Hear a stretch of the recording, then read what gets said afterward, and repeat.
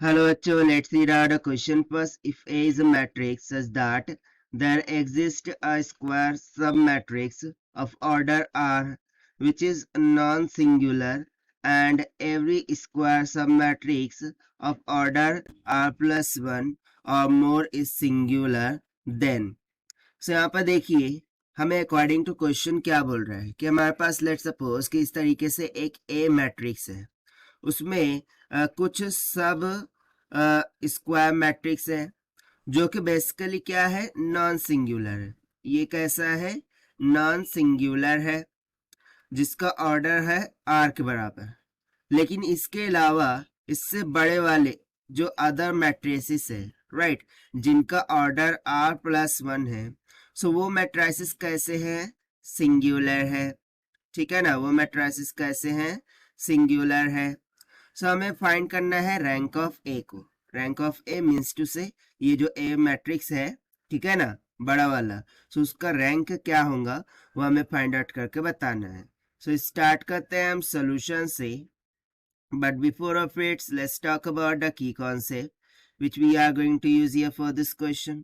सो देखिए, यदि मैं यहाँ पर बात करूँ रैंक ऑफ मैट्रिक्स की, सो रैंक ऑफ मैट्रिक्स कैसे डिसाइड होता है कि कोई भी मैट्रिक्स होगा, राइट, लेट्स सपोज के we have given a matrix of order of n by n, ठीक है ना, n बाय n का एक मैट्रिक्स दे रखा है।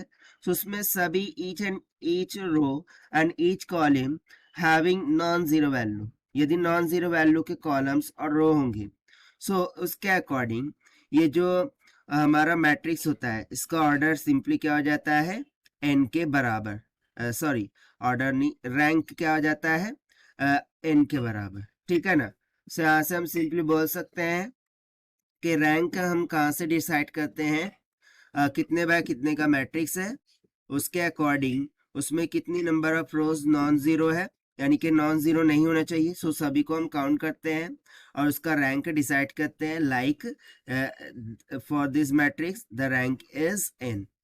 सो इस कंसेप्ट के अकॉर्डिंग हम देखते हैं फिर सोल्यूशन से।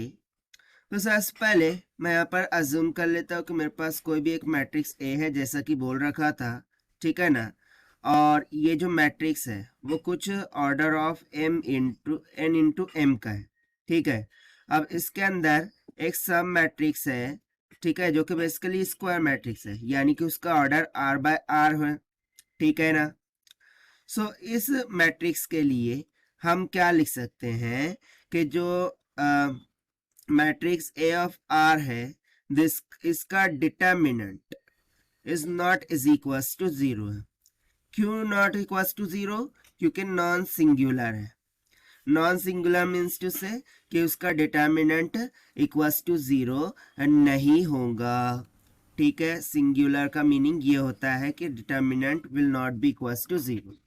अब वहीं पर यदि मैं अदर केसेस कंसिडर करूं कि लेट सपोज कि वही ए मैट्रिक्स है, ठीक है ना, उसमें वही n क्रॉस m ऑर्डर ले लिया, ये वाला तो ऑलरेडी एक स्क्वायर मैट्रिक्स है, लेकिन इससे बड़ा एक r प्लस 1 ऑर्डर का मैट्रिक्स आ गया। ठीक है ना, ये क्या आ गया, r प्लस 1 ऑर्डर का एक मैट्रिक्स आ गया। सो ये जो मैट्रिक्स है a ऑफ r प्लस 1, इसका डिटर्मिनेंट इक्वल्स टू जीरो है। ऐसा क्यों, क्योंकि ये एक सिंगुलर मैट्रिक्स है। सिंगुलर मैट्रिक्स का डिटर्मिनेंट जीरो होता है। सो हमें बताना क्या है, हमें फाइंड आउट करना है रैंक ऑफ ए को। ठीक है ना, हमें रैंक ऑफ ए को फाइंड कर लेना है।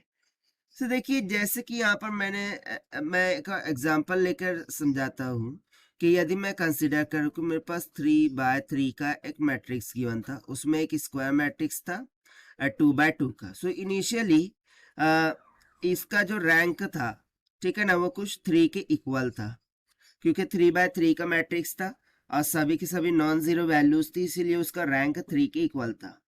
बट जैसे ही यहाँ पर एक स्क्वायर मैट्रिक्स इंट्रोड्यूस हुआ जो कि बेसिकली एक नॉन सिंगुलर मैट्रिक्स है, ठीक है ना, जिसका डिटर्मिनेंट बेसिकली मान लेते हैं कि बी मैट्रिक्स है जिसका डिटर्मिनेंट जीरो के इक्वल नहीं है। बट इससे जितने भी बड़े बड़े मैट्रिक्स है जो कि r प्लस 1 ऑर्डर के हैं, ठीक है ना। वो मैट्रिसेस का जो डिटर्मिनेंट है वो किसके इक्वल है, 0 के इक्वल है। सो इससे हमें क्या समझ में आ रहा है कि जो रैंक ऑफ मैट्रिक्स पहले इनिशियल 3 था वो अब रिड्यूस होके क्या हो गया 2, क्योंकि यहाँ पर यदि इसका डिटर्मिनेंट, ठीक है ना, इसका डिटर्मिनेंट किसके इक्वल हो रहा है, 0 के इक्वल, यानी कि इसमें 0 वैल्यूज होंगी, और यदि 0 वैल्यूज होंगी तो हम उसे काउंट नहीं करते हैं रैंकिंग के लिए, ऑब्वियस सी बात है। सो फिर उसके लिए ऑर्डर किसका चेकआउट होगा, ये स्क्वायर मैट्रिक्स का चेकआउट होगा, जो कि बेसिकली 2x2 का मैट्रिक्स है।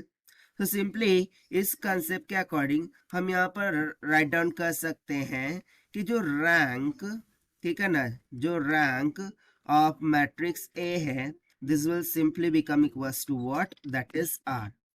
वो उस सब स्क्वायर मैट्रिक्स जो कि बेसिकली नॉन सिंगुलर है उसके ही रैंक के इक्वल इसकी ए की रैंक आएंगी, ठीक है।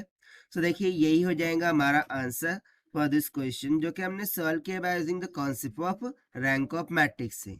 Now let us take the option, so option C will become correct. So this is the required solution. I hope you understood well. Best of luck, thank you.